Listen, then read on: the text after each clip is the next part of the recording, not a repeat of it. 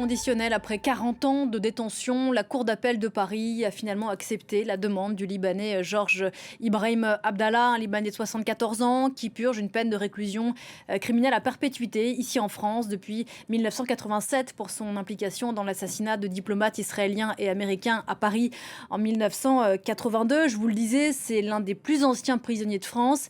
Écoutez à la sortie de l'audience de la Cour d'appel la réaction de son avocat. Oui, c'est une victoire. Enfin, c'est une victoire. Après près de 41 ans, le plus ancien prisonnier politique d'Europe, le plus ancien prisonnier lié au conflit du Moyen-Orient, même en Israël, il n'y a pas de détenus qui ont fait cette peine, qui sont encore en détention. Donc c'est une victoire relative, si vous voulez. Depuis le départ, ce procès est monté avec un avocat qui travaille pour la police, avec des preuves fournies par la CIA et le FBI, et avec un mensonge d'État indiquant que sa famille était impliquée dans les attentats, ce qui était évidemment totalement faux. Donc c'est une victoire, mais aujourd'hui, oui, en 2025, on peut dire que c'est une victoire qui sort à 74 ans. Bonjour Marie Schuster, vous avez recueilli la réaction de l'avocat de Georges Abdallah il y a quelques instants. Vous êtes devant la Cour d'appel. Jusqu'ici, toutes les demandes de libération conditionnelle de Georges Abdallah avaient échoué. Qu'est-ce qui a motivé la décision aujourd'hui ?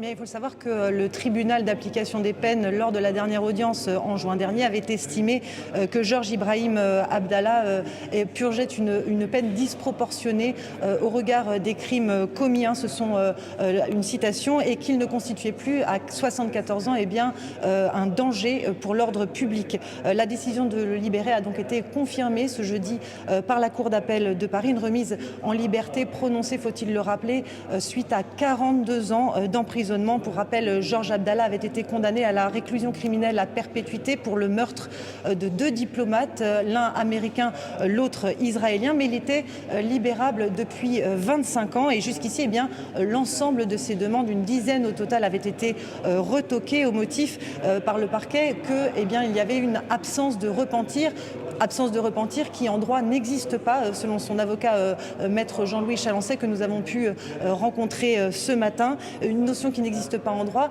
Maître Chalancet qui explique également que cette libération a été conditionnée également sous la pression des États-Unis durant des décennies, et qui dénonçait encore ce matin, malgré l'annonce de cette libération, les pressions états-uniennes.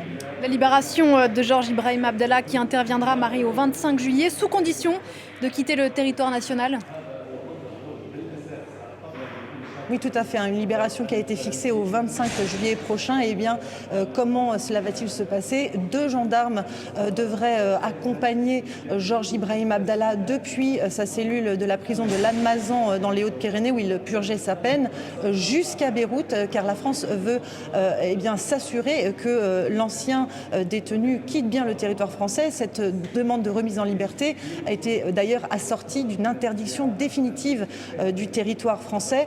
Quant au Liban, le Liban s'est engagé à reprendre Georges Abdallah dans son pays d'origine. L'ambassadeur du Liban en France a d'ailleurs contacté l'avocat de Georges Abdallah pour se féliciter de cette libération. Quant à la famille de Georges Abdallah, elle attend cet ex-prisonnier, leur frère, de pied ferme.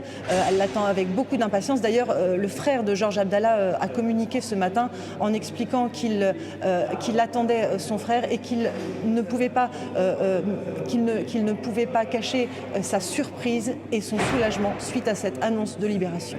Marie Schuster devant la Cour d'appel de Paris. Merci beaucoup Marie.